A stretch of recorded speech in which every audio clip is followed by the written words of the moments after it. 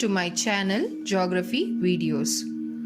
Hope this video is going to be helpful for your academics, dear students. In this video, we are going to learn about soil resources, which is again a very important topic in geography. Let's begin with understanding the meaning and definition of soil first. What is soil? Soil is the thin layer of loose mixture of small rock particles and rotting organic matter that covers much of the earth's surface. What are the constituents of soil? Soils are derived from the parent rock material through a process of breakup or wear and tear.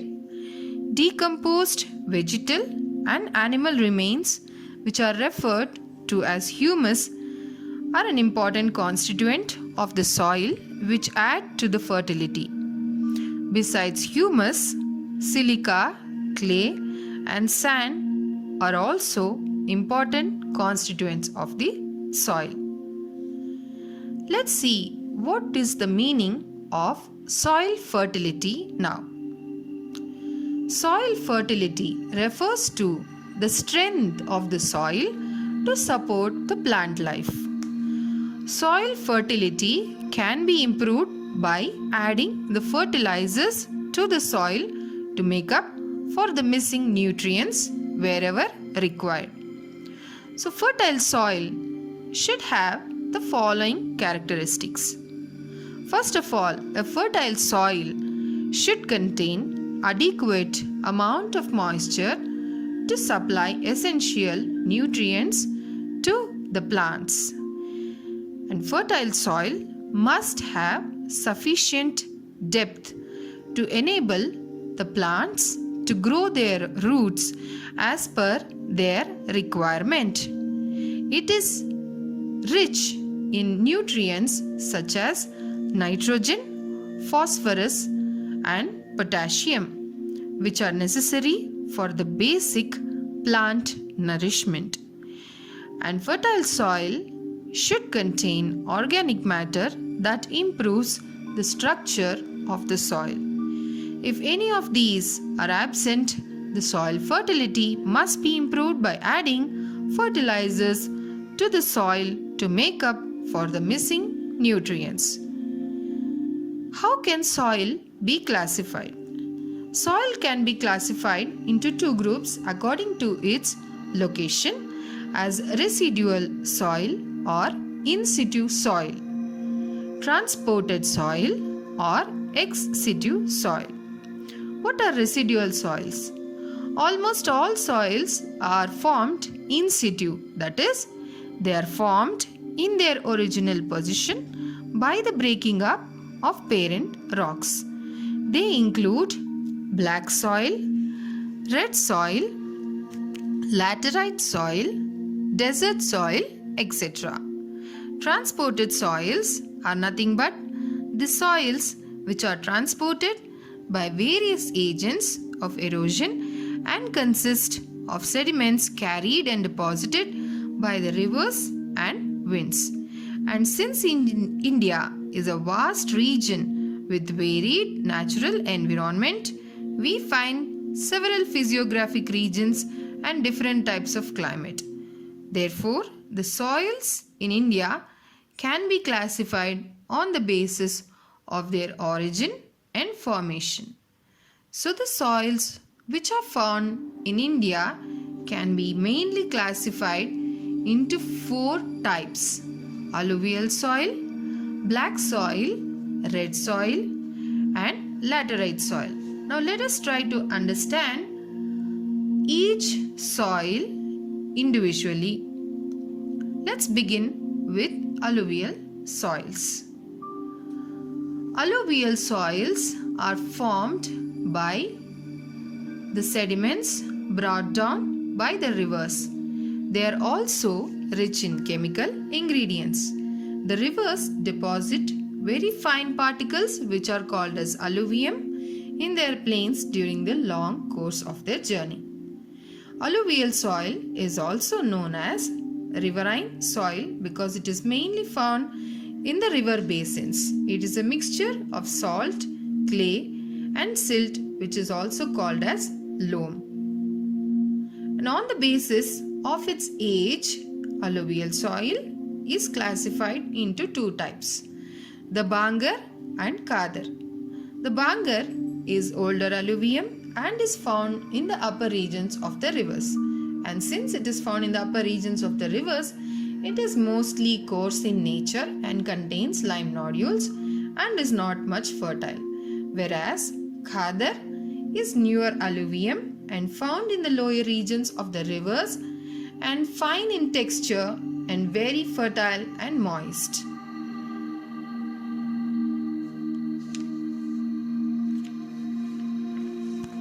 Let's see what are the characteristics of alluvial soil now.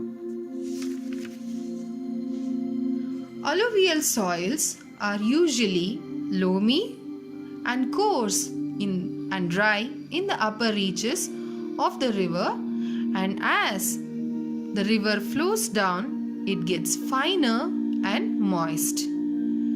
Alluvial soil is rich in minerals, especially potash and lime, but alluvial soil is poor in nitrogen and humus. But alluvial soil is usually very fertile. It is light and porous and therefore is easily tillable. The distribution of alluvial soil is based on the location where the soil is found or transported. But usually alluvial soil is found near the river basins. So alluvial soil is usually found in Punjab, Haryana, Uttar Pradesh, Bihar, West Bengal, parts of Gujarat and Rajasthan, and it will be divided into three groups basically found inland alluvium, which can be found near the river plains, deltaic alluvium, where it is found in the deltas of Ganga, Brahmaputra, Godavari, Krishna and Kaveri rivers, coastal alluvium as it is of tidal origin. It can be found in the coastal strips of peninsular India and also can be found in the plains of Gujarat. All these plains usually have soils which are very fertile and good for cultivation of both Kharif and Rabi crops. So the crops which can be grown in alluvial soil include a large variety of Kharif and Rabi crops like rice, wheat, sugarcane, cotton, oilseeds and jute.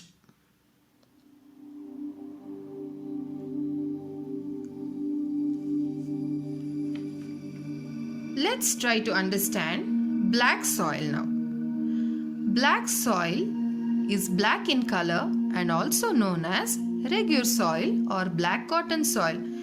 This soil is residual soil and is formed at the place of its origin and is formed by the denudation of volcanic rocks. Because of this, black soil has different names. Black soil is also called as lava soil, regur soil, black cotton soil, lava soil, in situ soil, and also black cotton soil.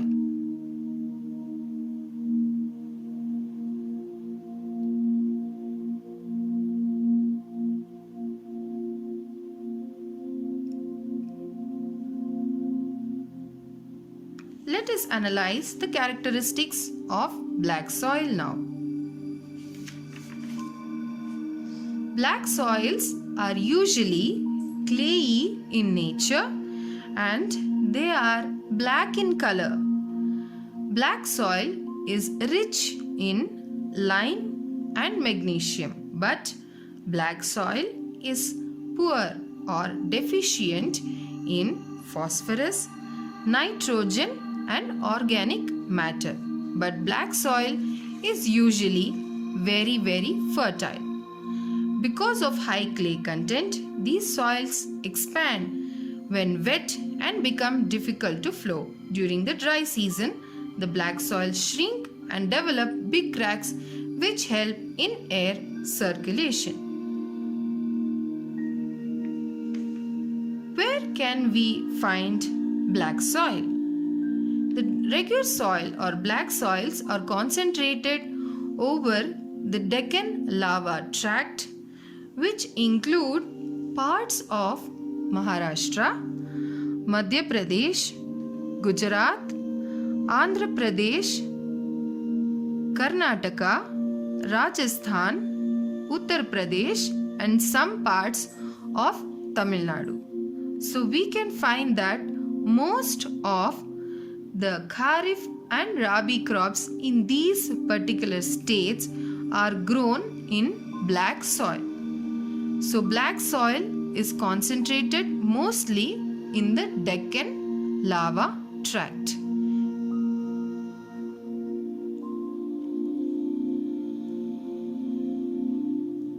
What are the crops which we can grow in the black soil? Black soil, being extremely fertile, can be useful for the cultivation of many crops. Besides cotton cultivation, these soils are fertile and suitable for the growing of cereals, oil seeds, citrus fruits, vegetables, tobacco and sugarcane. The moisture retentiveness of black soil makes it suitable even for dry farming. Red soil. It is a category of soil which develops on old crystalline rocks. It is formed by prolonged weathering of crystalline and metamorphic rocks in peninsular India, and it is red in color due to the presence of iron oxide and appears yellow in color when they occur in hydrated form. Characteristics of red soil.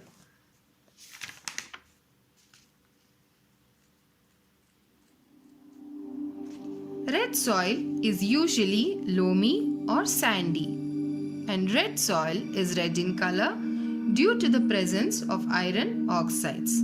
It is generally porous and deep and fertile in lowland, thin and poor in highlands. It is loose and aerated, and the pH value of red soil ranges between 6.6 to 8.0. It is rich in mineral oxides but poor or deficient in nitrogen, phosphorus, potassium and organic matter. The crops which can be grown in red soil include rice, ragi, tobacco, groundnut, besides potatoes.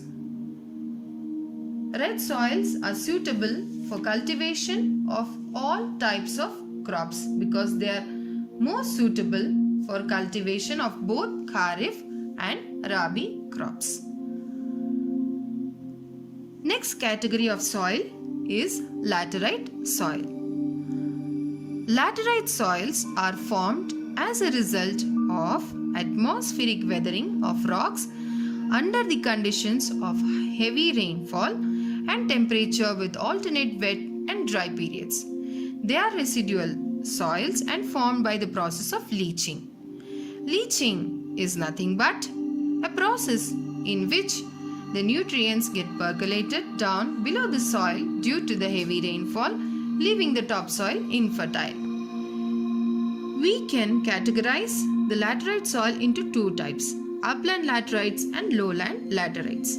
Upland laterites are formed over hills and uplands. From there, they are transported by streams towards the lowlands where it is called as lowland laterites.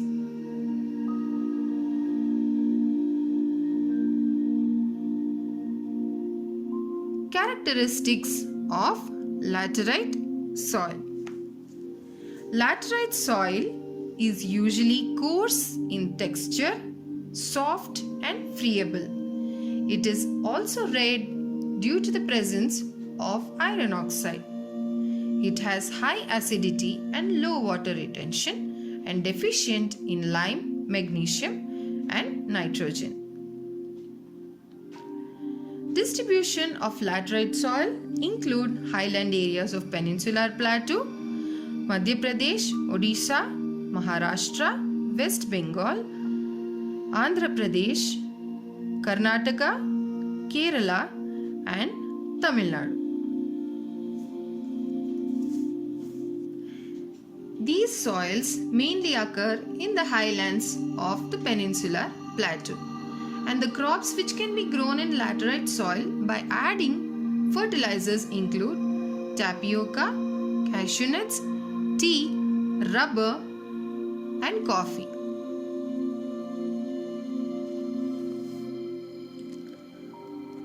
Soil erosion is a very important topic of soil conservation. What is soil erosion? The removal of top soil cover by water, wind and human activities is called soil erosion. And man is responsible for soil conditioning either through agriculture or through pollution like dumping and chemical waste in the water bodies as well as underground. Besides human activities, soil are degraded by nature during floods or drought.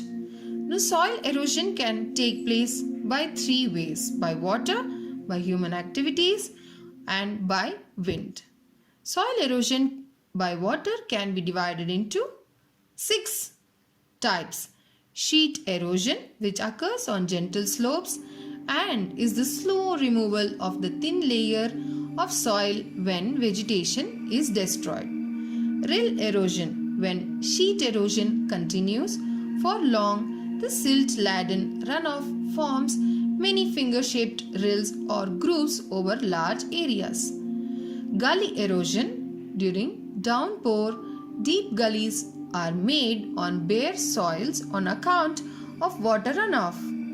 Leaching takes place after harvesting when farmers leave the soils bare for some time. During the rainfall, the nutrients of the soil are leached or percolated below to the subsoil.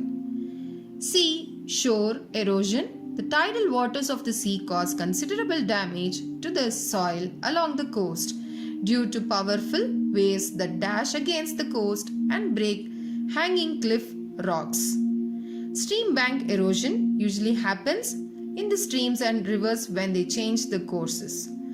Soil erosion due to human activities happens because of deforestation, uncontrolled mining, and overgrazing of animals. Erosion by wind. Erosion by wind refers to the movement and deposition of soil particles by wind, and it occurs when soil is devoid of vegetation and is exposed to high velocity of wind. Wind moves soil particles 0.1 to 0.5 mm in size by bouncing or hopping fashion, which is called as saltation. When the same particles of 0.5 mm are moved by rolling, it is called as soil creep. Wind erosion reduces the productive capacity of soil as most of the nutrients required by the plants are carried away by the wind. What causes soil erosion? Heavy population and pressure on land cause soil erosion. In India, 80 to 90% of the rainfall in the monsoon season takes place, and heavy downpour during the monsoon causes floods. So, nature of rainfall is one of the important causes of soil erosion. The number of domestic animals, particularly the cattle in India, is the highest in the world. The cattle freely graze in the open lands, making them bare of vegetation. Winds carry away dry soil particles from the bare landscape. The poor farming flow fields in traditional ways. The farming techniques and small size of holdings lead to soil erosion on a large scale. So bad farming techniques are also causing soil erosion.